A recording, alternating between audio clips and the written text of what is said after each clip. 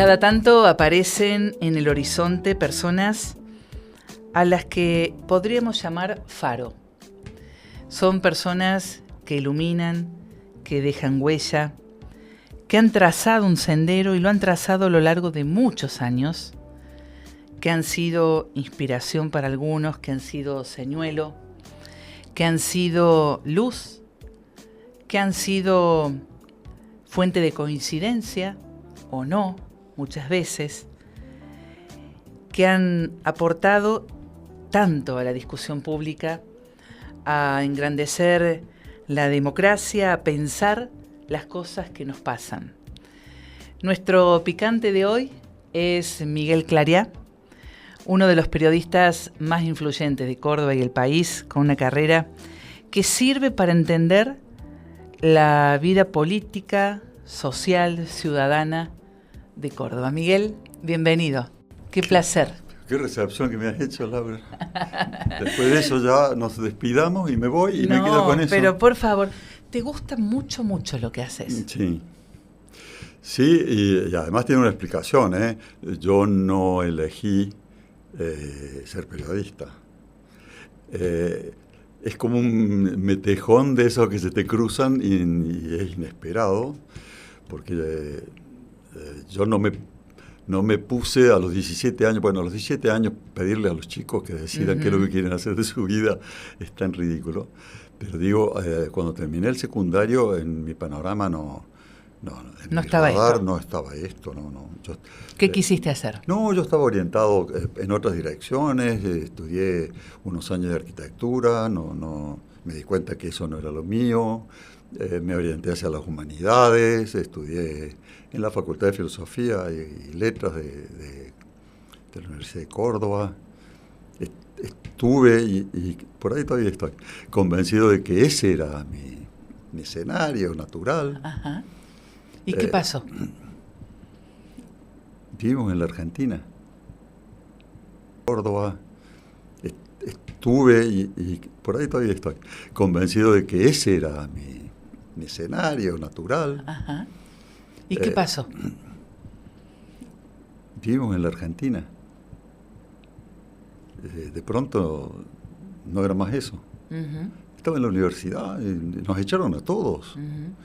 Entonces, el milagro, la tabla salvadora en el naufragio, fue un inolvidable periodista del diario Córdoba. Antes de que vos nacieras, el Córdoba salía por la tarde. Sí. Y un Samuel Lizarnik se llamaba, pero como el apellido era difícil le decían Pérez. Y la Chancha Pérez me encontró en la calle, pero en la calle. Física y emocionalmente en la calle. Y me dijo, ¿te animás a ir a un partido de fútbol? Y yo me animaba a quien hay que matar. Claro, a lo que sea. A lo que fuera. Y fui. Y fui a un partido de la primera vez de Córdoba.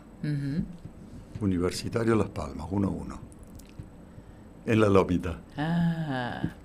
Y hice la crónica. Sí, 3 párrafos, 4. Y creo que eso, para mí, esa aparición en el diario Córdoba, fue equivalente como impacto a la tesis que presenté en Estados Unidos, porque estoy en Estados Unidos, Sí. al máster. Creo que fue la misma emoción. Y a partir de ahí, Laura, yo tengo la sensación de que fue eso, fue un flechazo, fue en términos de romance, tremendo crash, que de golpe te atrapa por completo, te cambia por dentro y por fuera, se apropia de uno. Te atravesó Totalmente. la pasión. Sí. Descubrí incluso que había algo que yo no tenía idea, ¿no? Yo estudiaba, dentro de lo que estudiaba, la literatura, la lingüística. Me estaba especializando en temas vinculados con la lingüística La lingüística por aquellos años, estoy hablando de la prehistoria, estamos hablando de la década del 70, Sí. del siglo pasado, la lingüística estructural comenzaba a avanzar en dirección a lo que iban a generar la revolución de los medios. Esa lingüística estructural que enseñaba en la Facultad de Filosofía de Córdoba un prócer, Luis Prieto, que lo echaron por supuesto.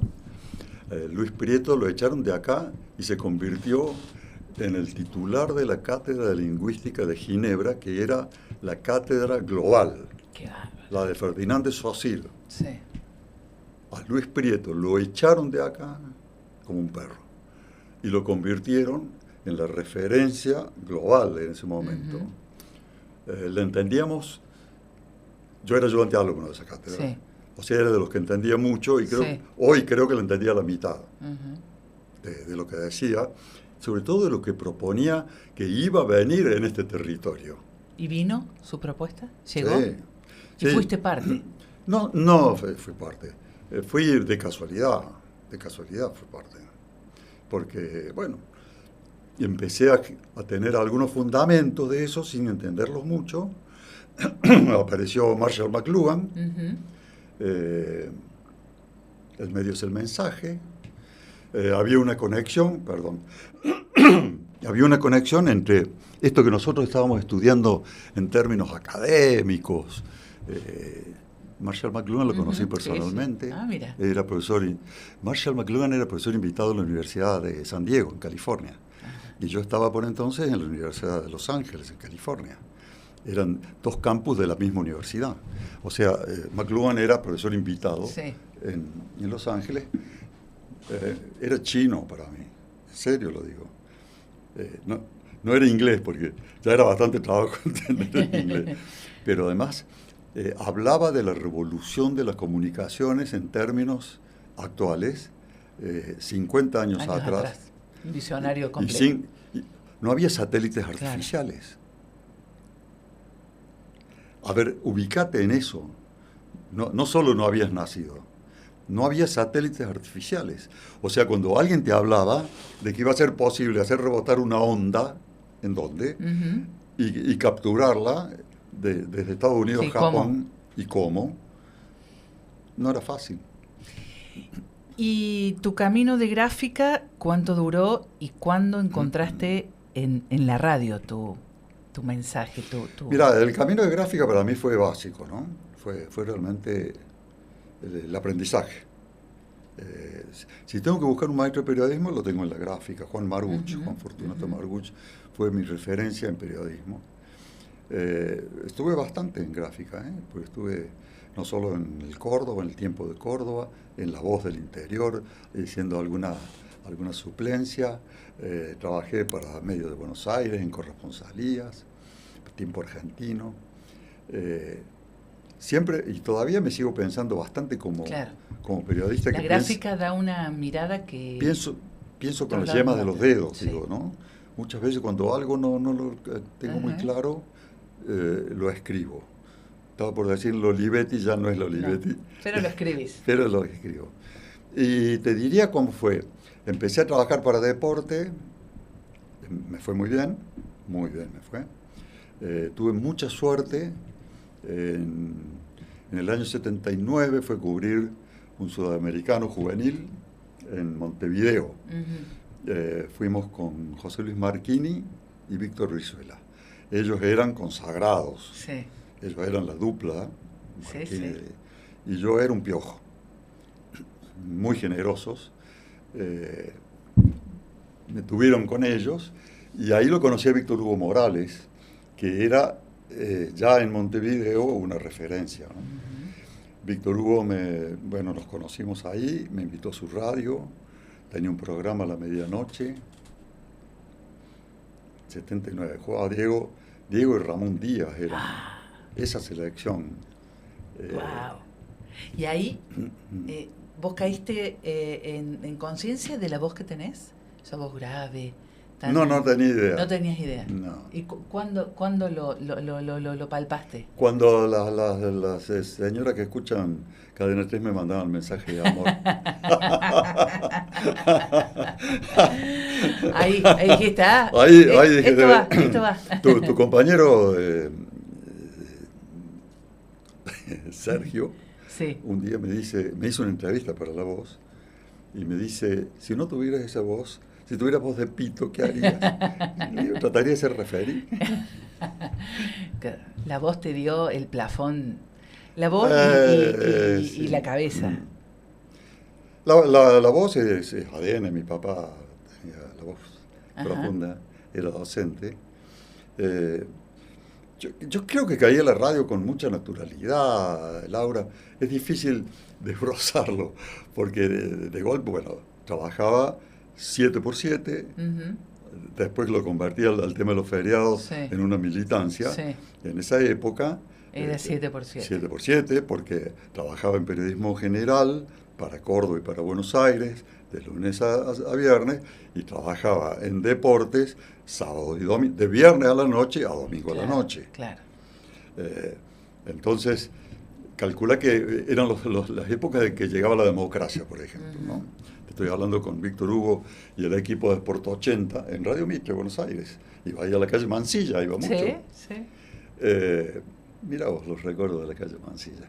Bueno, ahí trabajé para Magdalena Ruiz Guiñazú, para Bernardo Neustadt, para Mariano Grondona, para Juan Carlos Mareco, con todos esos próceres. Sí.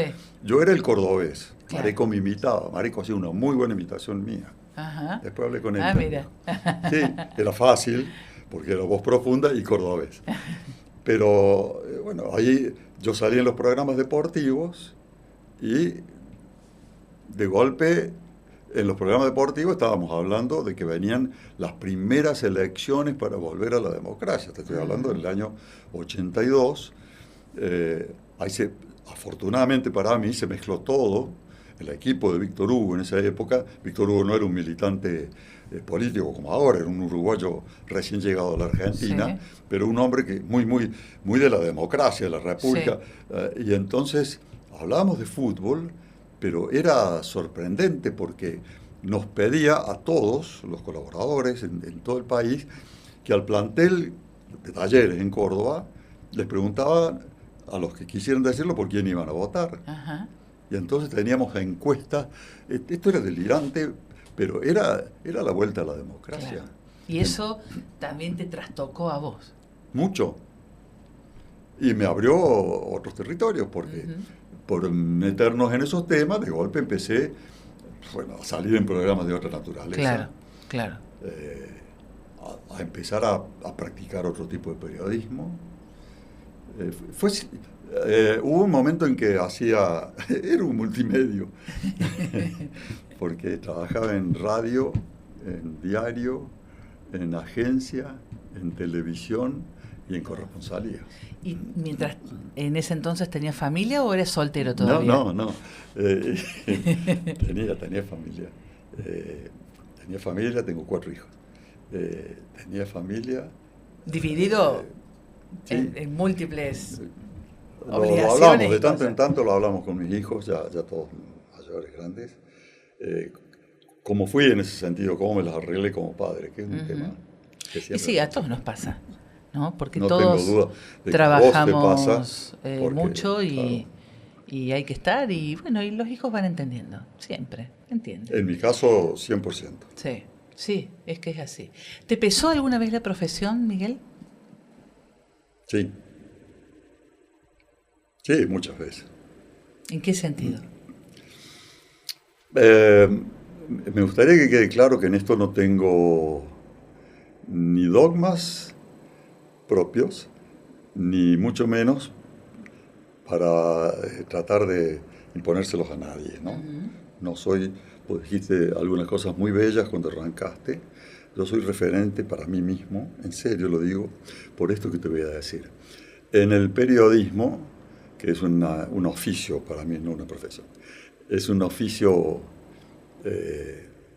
muy importante por la intermediación que nos toca hacer, se suele deslizar con cierta frecuencia, en solo mi observación, una tendencia a desplazarse desde el medio al fin.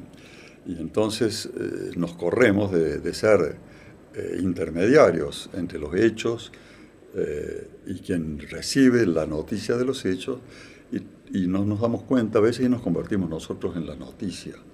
Cuando eso ocurre y cuando esas tendencias por allí se acentúan un poco en el periodismo, y cuando, como en el periodismo no trabajamos solos, trabajamos en equipos que están incluidos en programas, que están incluidos en radios, que están incluidos en medios, y por allí me preguntás, y por ahí me pesa eso, sentirme parte de cosas que no me gustan, o que me generan sensación de que hay cosas que no estamos haciendo bien, o que no hicimos bien en su momento. Detesto la militancia en el periodismo, profundamente. Me aplaudo la militancia, pero si quería hacer militancia, claro, no con un micrófono postulate para diputado, hacete cargo, asumir. ¿Y qué nos pasó? ¿O qué le pasó al periodismo que terminamos acá? Pero no es de acá, no es argentino. Laura, estoy seguro que vos también. Todos vemos portales de todo el mundo. Todos vemos TikToks de todo el mundo y streamings de todo el mundo. Todos sabemos lo que está pasando entre la CNN y Fox News. Todos sabemos qué le pasó al de la BBC de Londres. Cuando ocurre en Italia que hay una campaña de prensa, de medios, contra o a favor de Meloni, los periodistas lo saben, por lo menos los que estamos preocupados por el tema. Hay una tendencia que tiene que ver con lo que de pasada mencionamos al principio. Los medios de comunicación y el periodismo, en consecuencia, han sido sujetos y objetos de una revolución, de un terremoto, de una conmoción. Naturalizamos cosas como vos misma contás, de que tenías un teléfono fijo para que yo te llamara y te pusiera al aire en mi programa, y eso no fue en 1820, fue hace 30 años. Esto ha pasado demasiado rápido, demasiado velozmente, y creo que con la misma naturalidad que tomamos, que de golpe yo trabajé desde mi casa, desde la pandemia, me hicieron un estudio y yo trabajo desde mi casa, y eso está totalmente naturalizado, y manejo tecnología que estaba fuera de tu radar, de tu radar, de mi imaginación. Leía 1892. ¿Qué es esto 1982? Eso simultáneamente ha llevado a algo que yo creo que está en todo el mundo y también en la Argentina, la utilización de los medios de otros modos, en otros sentidos, con otros fines, con otros objetos, y que se va perdiendo algo que yo no sé si es bueno o es malo, pero era la tarea, como la conocí yo, de periodismo. Eso yo creo que se va perdiendo. Los difusores, los streaming, con todo derecho van ocupando el espacio y es el público, es el oyente o el televidente el que decide. ¿Por qué tendría yo que decir que es mejor el público que escucha la vieja radio que el que escucha los nuevos streamings? ¿Cuál sería la razón? ¿Que me guste más a mí? Claro que me gusta más. Pero si fuera así, yo elegiría al presidente. Sí, el pueblo soberano, en el fondo. Aunque te guste o no te guste. Es así. Ahora, no vayamos a creer que es un problema nuestro. Sí, quizás a veces nos lapidamos pensando que acá lo exacerbamos, que la grieta nos ha atravesado, dividió familias. Ni se te ocurra creerlo, porque hasta en eso seríamos un poco soberbios de pensar. Porque todo lo que ha dicho es cierto. La grieta acá ha dividido familias. En España, antes de Franco y después de Franco. En Estados Unidos, antes de Trump y después de Trump. La grieta avanza y va a avanzar mucho más, ¿no? Y entiendo que hay una vertiginosidad que explica parte de estas audiencias tan intensas, tan a veces vehementes, tan discutidoras, Pero, ¿cuánto crees que inciden las redes sociales en eso? 1000% o más, o me quedo corto. Las redes sociales han cambiado el paradigma. Las redes sociales han cambiado el paradigma de lo que conocimos como el escenario del periodismo, que eran los medios de comunicación. Sí, por un lado las han democratizado, o sea... Estás a punto de decir está bueno o está malo. No, es que no le vamos a encontrar la vuelta, Laura. Sí. No, digo claro que las han democratizado. No hay un intermediario, nosotros afuera, entre el funcionario, el político, el empresario, el vecino, que prende la cámara y le habla a sus audiencias, a sus votantes, a sus seguidores, lo que fuera. Y si tiene quien lo escuche, ya está. Así es. Pero te pasa lo mismo, elegí el tema, te pasa lo mismo con la ropa, con la marca de cigarrillos que fumas, o con el vino que... ¿Cuál sería la razón para que los medios tradicionales, estoy pensando en mi propia historia, yo soy de los últimos dinosaurios, Laura, diría Susana Jiménez, vivo? El último dinosaurio, mirá el título que me estás proponiendo. Lo estás diciendo vos. Y me asumo, y lo disfruto y me divierto mucho siendo el último dinosaurio. No, el último, no soy el último, ojo. Honremos a los dinosaurios. Sí. Más jóvenes que venimos detrás. No. Yo también soy dinosaurio. Vos sos pichón de dinosaurio. Te estoy dando otro título. Pero no, tenemos dinosaurios como Ronnie Vargas, auténticos. Dinosaurios que hay que saber lo que significa, que lo tenemos de Gustavo Tobi. Tenemos todavía, la tercera edad ha cambiado mucho. Sí, prepárate para cuando llegue, sí. Porque la tercera edad ha cambiado la autopercepción de la tercera edad. ¿Cómo te percibís?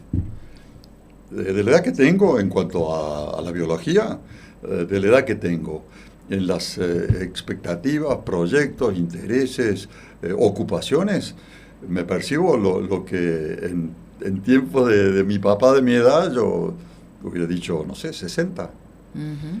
Porque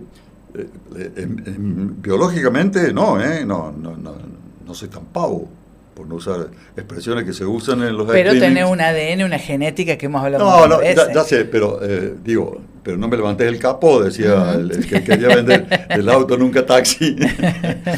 Porque discutirle la biología es un poco necio. Es la pésima costumbre de cumplir años todos los años. Sí. Horrible costumbre. Horrible. Pero trata de evitarla. Hay algunos que, no sé, contratan cirujanos plásticos para tratar de convencerla a la biología, pero no es cuestión de que el cirujano plástico te acomode un poco ciertas cosas. La biología va a hacer su tarea, punto.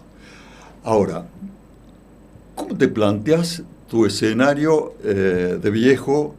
¿Te lo planteas en pantuflas, sentado en una mecedora y con un nieto en la falda? ¿O te la planteas corriendo a las 5 de la mañana para que no se te escape algo importante, que es lo que hago? Para salir corriendo luego a hacer deportes, que es lo que hago, para programar cómo hago para convencer a mis gerentes de que me voy a rajar a algún viaje, que es lo que hago. O sea, en ese sentido la manera de aproximarse a la vejez ha cambiado. Para bien, un montón. Afortunadamente. Sí. ¿Y cuánto de eso incide decís, todos los días a las 5 de la mañana corriendo para que no se te escape nada, pero cuánto incide la voluntad de seguir trabajando? ¿Sería tu vida distinta hoy si hubieras decidido retirarte? Absolutamente. Es un tema que discute mi generación desde mucho antes hasta mucho después, ¿no? Y voy a lo mismo. Es una discusión global. Encuentro el mismo debate en España, o en Francia, o en Italia. El retiro estaba entendido en generaciones anteriores. Los libros de Benedetti, el que llegaba a jubilarse ¿no? El retiro, la jubilación, era que te daban una medalla de oro, un reloj, te ibas a tu casa y desaparecías del planeta. Sí. No había más nada.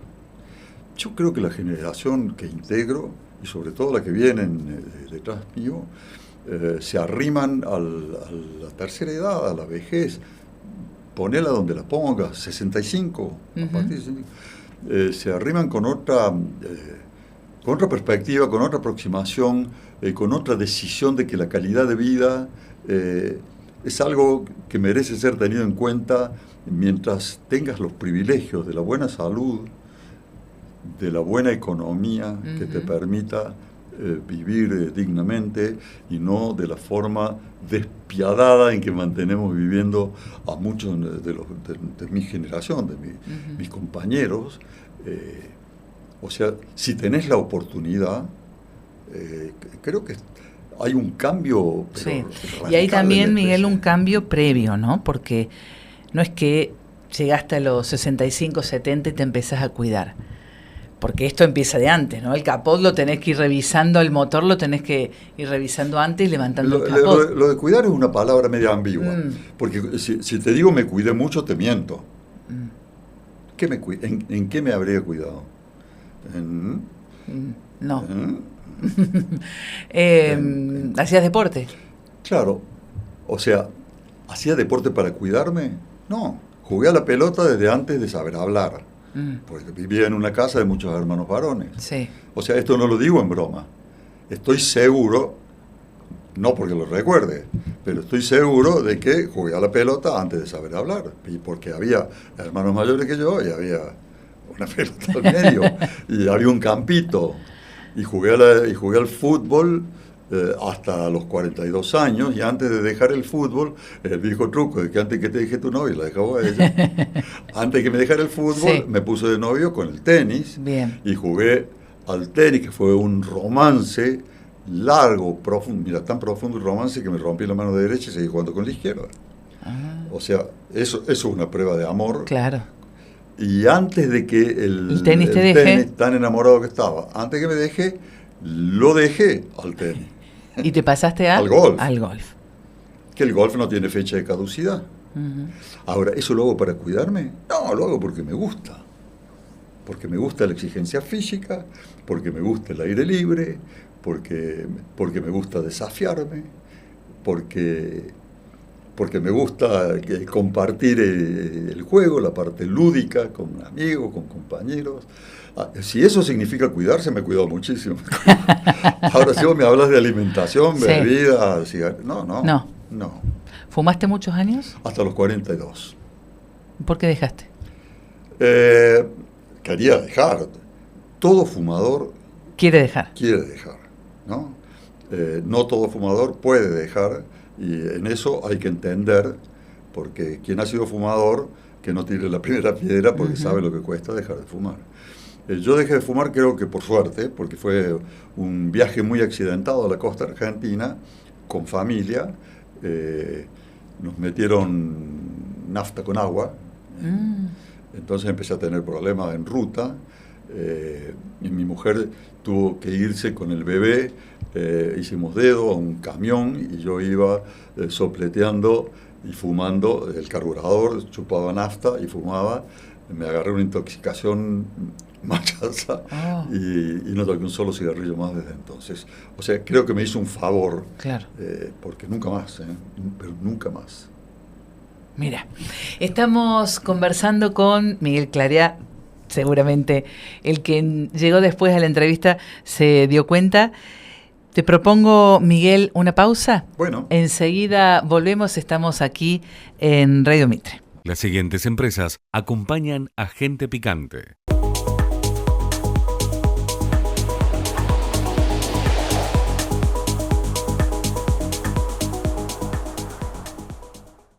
Nuevo Centro cumple 35 años y queremos decirte algo sin vueltas. Gracias. Gracias por elegirnos y hacernos parte de tu historia. ¿Vamos a dar otra vuelta? 35 años junto a vos. Nuevo Centro Shopping. Para nosotros, construir es unir. Unir a Sofía y a Juan con la ilusión de construir eso que por años solo estaba en su imaginación. Unir la construcción con soluciones innovadoras y sostenibles que marcan y marcarán la diferencia en las personas y el planeta. Imagina en grande. Construí con lo mejor. Holcim. Acompaña a Gente Picante, Casalta. Integralis, medicina biológica y de precisión. Un enfoque innovador que adapta cada tratamiento a tu bioquímica única para mejorar tu calidad de vida y mantenerte vital a largo plazo. Hacé tu consulta hoy al 351-215-7535 y da el primer paso hacia tu bienestar. Integralis, alto rendimiento todos los días. BYD, líder mundial en electromovilidad, llegó a Córdoba con AutoCity. Autos eléctricos e híbridos que te dan más eficiencia y confort en cada viaje. Visítanos en AutoCity y maneja el futuro con BYD. En Sanatorio Allende creemos que la medicina de excelencia es aquella que pone a los pacientes y su familia en el centro de todo, uniendo lo mejor de la tecnología con lo mejor de las personas. Así, creamos la red de sanatorios más moderna pensando solo en vos. Esa es la verdadera evolución. Sanatorio Allende. La medicina evoluciona.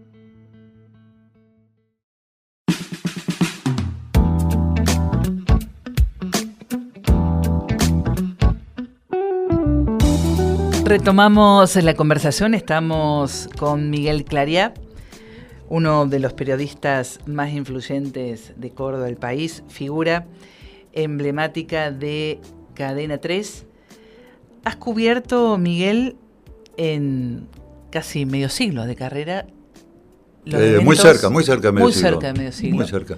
Estamos sacando la cuenta sí. del 76, 77, o sea, ahí tenemos 23 claro. Más 25. Ojo, ¿eh? Sí.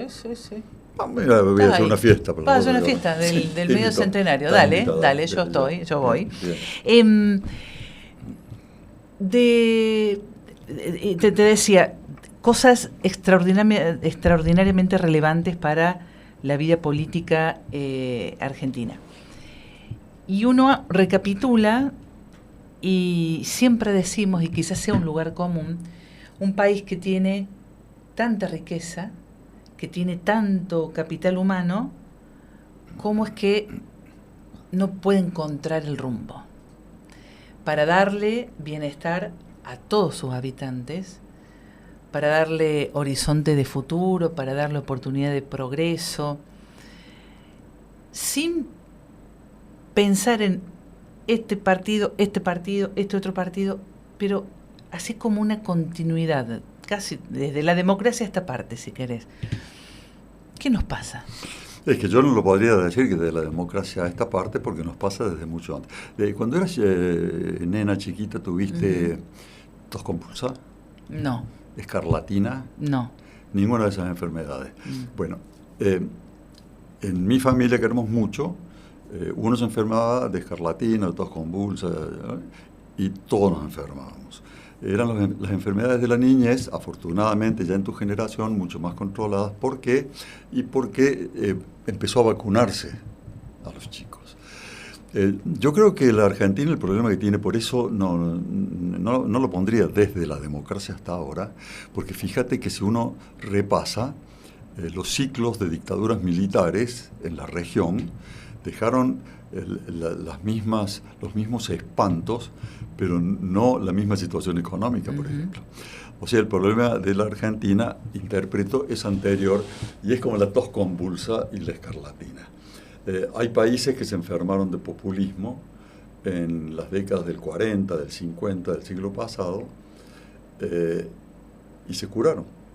La Argentina se enfermó de populismo hace 80 años y no se ha curado. Seguimos teniendo tos convulsa política, económica. Por ahí hay señales como que parece que nos vacunamos, o nos vacunaron. Y de pronto estamos tosiendo de nuevo. Creo que es una sensación muy, muy frustrante, porque es cierto, no es una especie de ficción sostenida entre todos. que tenemos la posibilidad de ser un país, por lo menos, que debe comer a todos sus habitantes dignamente, y es una vergüenza autoinfligida haber estructuralizado el hambre en la Argentina. En mi generación, en mi escuela primaria, el concepto de pobreza, fue una escuela de barrio, era de una naturaleza totalmente diferente, porque no había ese nivel de pobreza estructural. No digo que no lo hubiera, lo había en un porcentaje mucho menor, y realmente no tenías esa sensación de crecimiento constante y permanente, de espiralización de la cadena de pobreza, que va trayendo todas las consecuencias que vos y yo conocemos y que nos toca tratar todos los días. Te escucho de cronicar. Y sé que estás metida todos los días en tratar de explicarte por qué cada vez hay más argentinos, no solo sumidos en la pobreza, sino en sus secuelas. ¿Por qué somos tan vulnerables como sociedad a la droga, al analfabetismo de nuevo? Erradicado 80 años atrás. Enfermedades que con vacunas reales habíamos erradicado. Ahora, la región lo pudo hacer, porque países que atravesaron también flagelos de la dictadura, que han ido de gobiernos de izquierda a derecha, han tenido un norte y medianamente han podido mantener una línea de pobreza aceptable, en el sentido de la nuestra es vergonzante, tolerable. Pero pensá, Laura, los ejemplos en los que estás pensando en este momento. Han tenido alternancia, no han tenido movimientos hegemónicos que controlaran la vida y convirtieran en dogmas ciertas cosas que no nos han ayudado como sociedad. Tengo esa sensación, no sé si es válida o no, pero tengo la sensación de que hay problemas muy, muy viejos en la Argentina, que la secuencia políticos militares, no ha terminado de recuperarse de aquellas dosis de populismo masivo que recibimos en las décadas del 40, 50. Yo fui a la escuela peronista, Laura, y 70 años después yo te puedo recitar poemas completos de Perón y de Evita, o sea, un adoctrinamiento tolerado, masivo. ¿Me habrá afectado o no? No sé. Yo he tenido muchas oportunidades en la vida después para seguir estudiando, para tener universidad, para tener escuela, para viajar, para formarme. Ahora, eso fue una siembra, que yo creo que fue muy profunda. Sí, probablemente con secuelas que todavía están. Yo creo que las secuelas las tenemos. ¿En algún momento te entusiasmaste en algún periodo de gobierno con esto de decir, bueno, ahora sí puede salir, ahora la Argentina puede despegar? Sí, con Raúl Alfonsín, sí, por sola y única vez en mi vida, y después con cierta mira, te puedo decir con cierta desilusión por el fin del gobierno de Alfonsín, pero para no ser anacrónico, primero que nada hay que ponerse en lo que nos tocó hasta la vuelta de la democracia, ¿no? Y lo que de golpe significaba la esperanza, la alegría. Y cuando Alfonsín decía con la democracia se come, con la democracia se educa, lo creí, estaba por decir lo creíamos, lo creímos muchos, y yo lo creí. Lamentablemente hoy sé que no es la democracia la que te cura, sino quienes administran las instituciones de la democracia, que fue un tema doloroso de aprender. Pero sí, en esa etapa tuvimos la sensación, y cuando digo tuvimos, incluyo a amigos que no pensábamos parecido en términos políticos, que no había la grieta que tenemos ahora, que podíamos compartir, haber votado uno por Luder y otro por Alfonsín, pero que había una esperanza, una expectativa de algo que finalmente era diferente. Sí, te diría que es la única etapa de mi vida en que tuve un sentimiento en ese sentido de que por vía de la política estábamos llegando a la tierra prometida. ¿Y alguna vez te agobió esto? Lo pregunto porque en lo personal me ha pasado varias veces. Sí. Esto de somos inviables.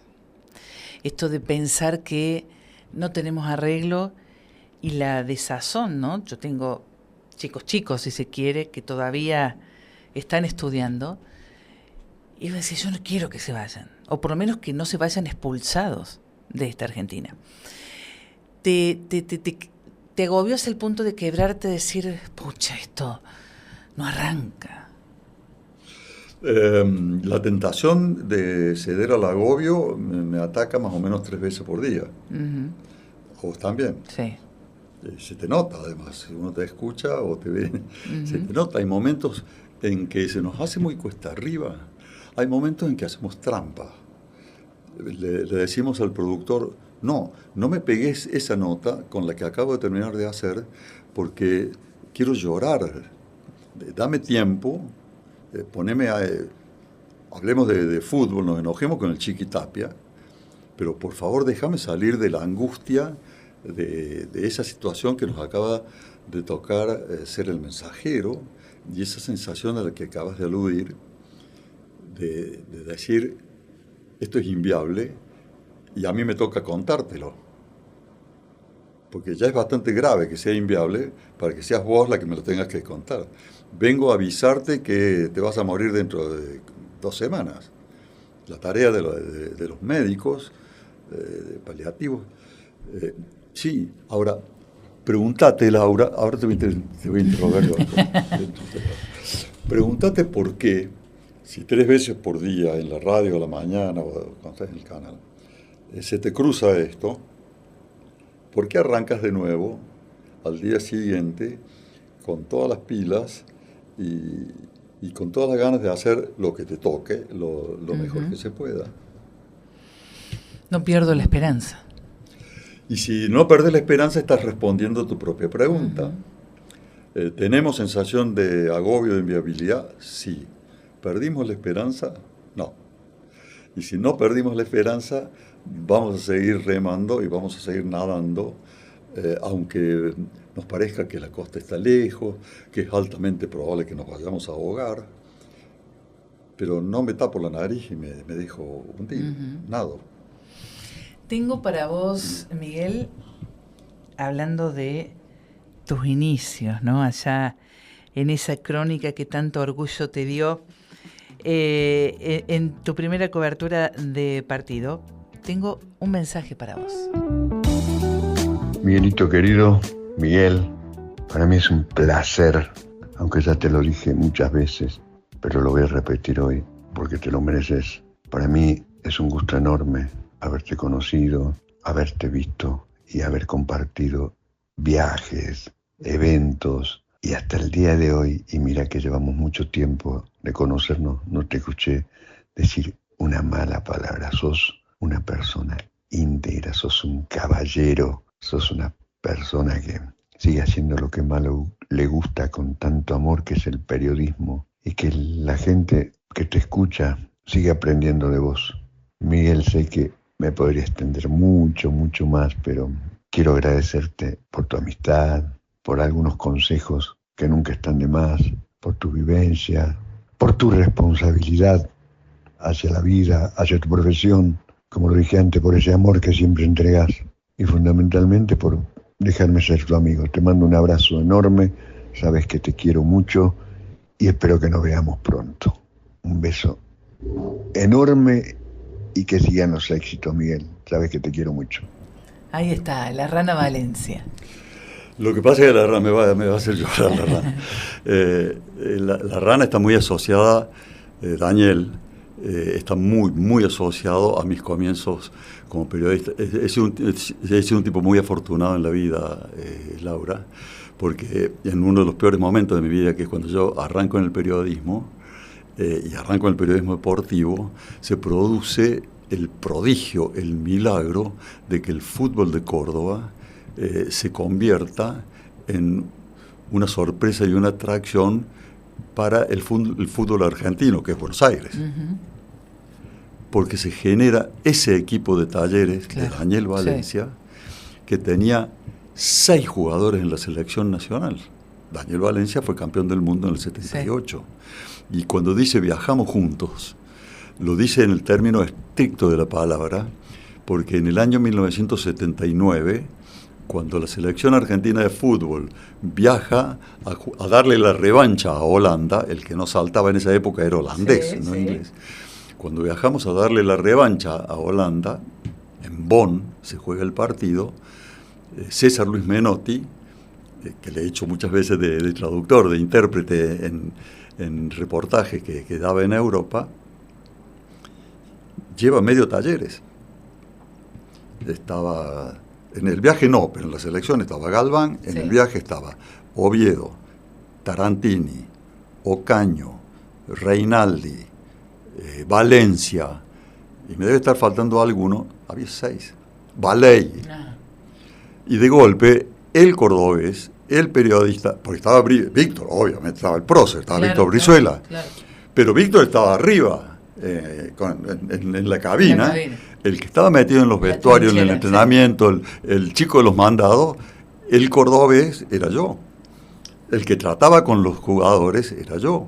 Uno de ellos, no importa cuál, no tenía buena relación conmigo. Mira esta anécdota. En ese momento, seguramente yo habría sido crítico de algún partido, alguna tontería de esa. No teníamos buena relación. En ese momento, se le enfermó el papá. Estábamos, me acuerdo perfectamente, en Dublín, en Irlanda, se le enfermó el papá y necesitaba hablar con el papá. Y no es como ahora, que tenés WhatsApp. Había que ir a través de línea telefónica, operadora en inglés, con operador en español, para llegar a la casa. Y ese futbolista, hoy mi amigo, lo amo tiernamente, me golpeó la puerta de mi habitación y me dijo, por favor, ayúdame. Pero ese por favor, ayúdame, yo lo ayudé a él, definitivamente, lo puse al teléfono con su papá. Pero él me ayudó a mí porque me empezaron a dar estos chicos, Daniel Valencia, es un divino total, además, creo que de los mejores jugadores que he visto en el mundo. Menotti siempre decía que nunca se sabía si Daniel era zurdo o derecho, porque era tan bueno con las dos. Bueno, ellos me servían de tarjeta de presentación para los caretas porteños. Venían los próceres del periodismo televisivo de Buenos Aires y de golpe el que conocía, el que tenía amistad previa, el que había tenido la posibilidad de ayudarlos en cuestiones menores o en algunos casos mayores, algún día te los contaré, no con el micrófono, era yo. Al que llamaban desde Buenos Aires, pero ¿qué es este taller? No sabrás quién es Osvaldo Ardizone. Osvaldo Ardizone es un verdadero prócer del periodismo deportivo argentino, un escritor, un hombre de la gran bohemia de Buenos Aires, que además escribía en la revista El Gráfico. Era un escritor, pero además escribía de fútbol. Con Osvaldo Ardizone, sentados, con Víctor Brizuela, sentados en un bar de fantasmas de Dublín, tratando de preguntarme qué era este Talleres de Córdoba que Menotti seleccionaba a todo Talleres. Bueno, eso es Daniel Valencia. Daniel Valencia representa junto con todos esos Talleres mi carta de presentación como periodista deportivo en los medios nacionales. Si tuvieras que resumir a Córdoba en un concepto, una frase, esta Córdoba rebelde, que busca siempre diferenciarse de Buenos Aires, si es que puede. ¿Cómo ves Córdoba hoy?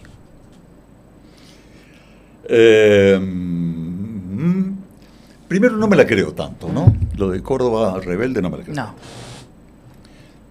Yo sé, la reforma del 18, la revolución del 55. No me la creo tanto. Creo que la diferencia entre catamarqueños, cordobeses y santafesinos es un problema de acentos que vienen del sustrato lingüístico de los pueblos que habitaban allá o acá. Sí creo que hay ciertas percepciones y ciertas expresiones que son muy propias de regiones, que por ahí tienen que ver, hablemos de regiones de otros países, es más fácil, ¿no? El País Vasco o Andalucía, cuando no te toca en primera persona es más fácil. Por allí tiene que ver con tradiciones culturales, históricas, étnicas, en el caso del País Vasco, lingüística, y en otros casos puede tener que ver hasta con el clima, ¿no? Si vos tenés mejor clima y estás todo el tiempo con sol, y todo el tiempo en la playa, y todo el tiempo tomando vino, y yendo por bulerías, no es lo mismo que si te llueve todos los días y tenés que ir a trabajar de mal humor, y ya se pone oscuro como en Noruega a las 4 de la tarde. Los cordobeses me parece, ¿no?, que somos una sociedad que disfruta de un humor que, esto me van a hacer sonar, que lo inventó Cognini en la revista Hortensia, sí, y que fue después desarrollado por cultores de esta tradición e incorporado masivamente por los cordobeses, que nos autodefinimos, todos somos el negro Álvarez, ¿no? Pero yo creo que cuando digo Cognini, la mayoría de hoy no van a saber, un extraordinario periodista de La Voz del Interior, sí, humorista, hacía el cuadrito del dibujo todos los días y además generó la revista Hortensia, donde institucionalizó el humor cordobés, no, el no cibois, ¿no? Lo plasmó y lo siguió el entrañable Carlos Ortiz, sí, Sasá, que trabajó mucho conmigo primero, antes de trabajar mucho con ustedes en La Voz. ¿Tendrá en serio que ver con los andaluces que llegaron, como dice Daniel Salzano, decía, sí, otro entrañable? ¿Tendrá que ver en serio los calchaquíes les hacían bromas a los gallegos cuando llegaron y le decían no si guá? Córdoba es una provincia rica, con raíces de inmigrantes muy trabajadores y me parece con una muy buena mezcla, un caldero étnico de pueblos originarios, de inmigrantes, de los colonos españoles y demás, que no tengo la sensación de que haya tenido la oportunidad de conseguir sus mejores beneficios, propósitos. No veo una provincia bien gobernada, bien explotada, bien conducida, pero ni por asomo,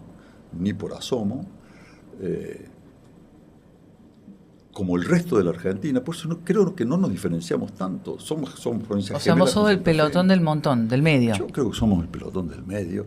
Y hay un cordobesismo, no estoy aludiendo a lo que usan ahora como fórmula política, pero hay cierto cordobesismo que yo por lo menos creo que es medio falso. Soy muy cordobés. Sos muy cordobés, sí. En tu andar al frente del micrófono, ¿qué te emociona aún? A ver, si se entiende, Laura. A mí me emociona emocionarme con el micrófono. No es una perogrullada. Me emociona que lo más pequeñito, lo menos notorio, lo menos refulgente como información o como título, todavía me emociona. Porque si ya no me emocionara, es como el amor, ¿no? Es como el amor. Cuando deja de hacerte cosquillas, y mejor que cambiar. Te hace cosquillas. Me hace cosquillas. ¿A qué hora suena tu despertador? A las 4:30. Todos los días de tu vida. Todos los excepto días. Los feriados. Quizás los excepto negociaste. Los feriados que los milito. Los militas. Los milito para enojarlo a Mario Pereira. Esa es una vieja historia que Mario, donde esté, todavía se debe estar burlando del tema, porque él sabía que era una militancia. Él trabajaba los feriados y vos no. Él trabajaba los feriados y yo no. Él sabía que yo había trabajado muchos feriados en mi vida. Él había compartido escenarios deportivos. No te olvides que cuando Mario Pereira llega, hacía la locución de Brizuela, de los partidos de los domingos. Así que no es que él no supiera que yo había trabajado buena parte de mi vida sin sábado, sin domingo, sin feriado, sin nada, cuando hice mi prodigioso contrato con Cadena 3.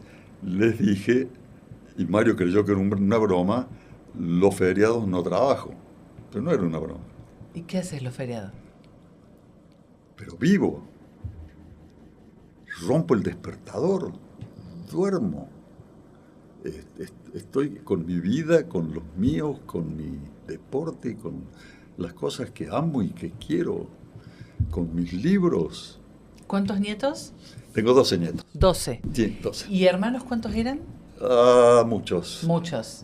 Muchos. ¿Qué tiene haber crecido una familia tan Mira, grande? lo hablo con frecuencia, sobre todo con una persona muy, muy amiga mía. Yo creo que me marcó mi vida. Un terapeuta, un analista, se haría un picnic conmigo, porque haber sido uno en un montón de hermanos muy, muy seguiditos, seguramente te marca, Laura, no hay manera de que no te marque. Hay ciertas locuras que creen que son locuras de viejo, y no, son locuras de chico. Cierta manera de disfrutar la soledad, por ejemplo. Creen que son cosas de viejo y que me guste por ahí irme solo. No, son cosas de chico, porque nunca estaba solo. Ciertas manías en ese sentido. La multitud familiar es muy divertida para la fiesta. Claro. Y muy complicada para la diaria. ¿no? ¿Qué recuerdas de tus viejos? Bueno, eso no vale. Eso es golpe bajo. Y claro, porque no hay ninguna manera de ser objetivo, ¿no? Los viejos, los míos, para mí, los tuyos para vos, son simplemente una referencia en la que se reúne todo, ¿no? Uno sabe que es el origen de lo que uno fue y que de alguna manera es la continuidad de lo que será. Así que los viejos allí arriba, en el altar. Miguel, un placer que hayas estado acá. Mira qué de lindo. verdad. Bueno, muchas de gracias, verdad. Laura. Muchas gracias. Después te voy a entrevistar yo a vos en algún momento y va a ser un placer entrevistarte. Gracias. Miguel Clara, aquí con nosotros. Ustedes siguen en Radio Mitre y recuerden en YouTube y en Spotify todo el ciclo de Los Picantes.